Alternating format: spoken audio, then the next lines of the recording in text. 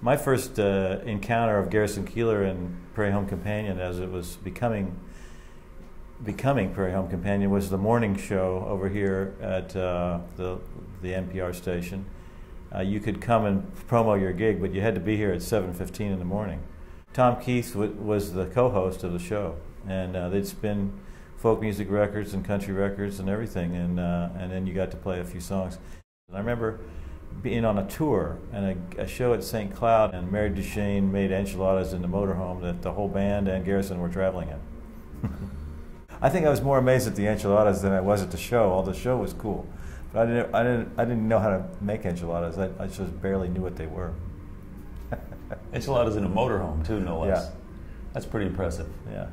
Tim and Pete and Charles and I got together in May of '78, May 1st, and 2 weeks later we were coming out to Minneapolis to play a festival and on the West Bank, and we ended up playing a bunch of shows, but including playing Prairie Home Companion. It was a statewide broadcast at the time, and we'd been a band for a total of 2 weeks, and I remember because it was right around my birthday, happened that same weekend. It's kind of an amazing introduction to Minneapolis and to Garrison and to this community, and it was a great window into this mysterious program and this whole idea of radio and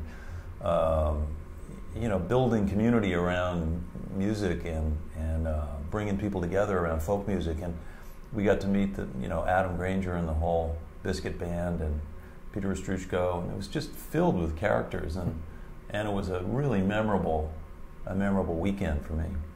You meet all these people, and a lot of friendships are made when you meet backstage at these joints, and this is a really wonderful one. A lot of great folks you meet.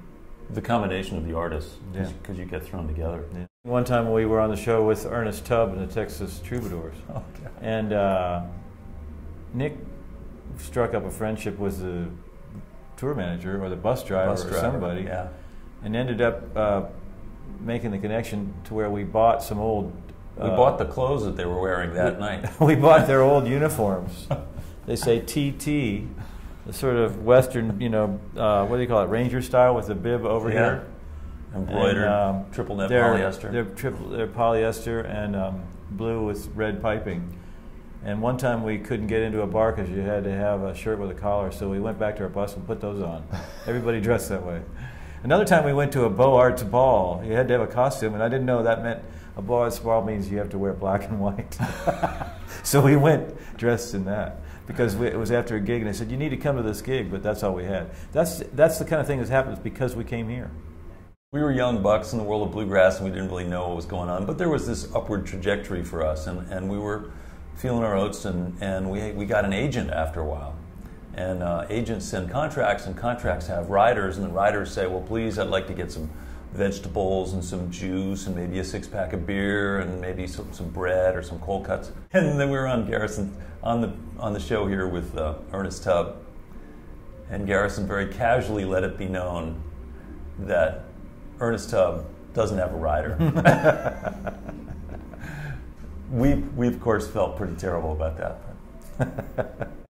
I also remember writing some funny bits. That's the other thing that I think was so remarkable about this show is we were asked to participate in ways that were non-musical, that were creative and theatrical or humorous, but it was this great collaborative soup that Garrison just cooked up, and then of course he would edit and curate and take out the best bits, but it was really a different thing for us to just get asked to participate in that way.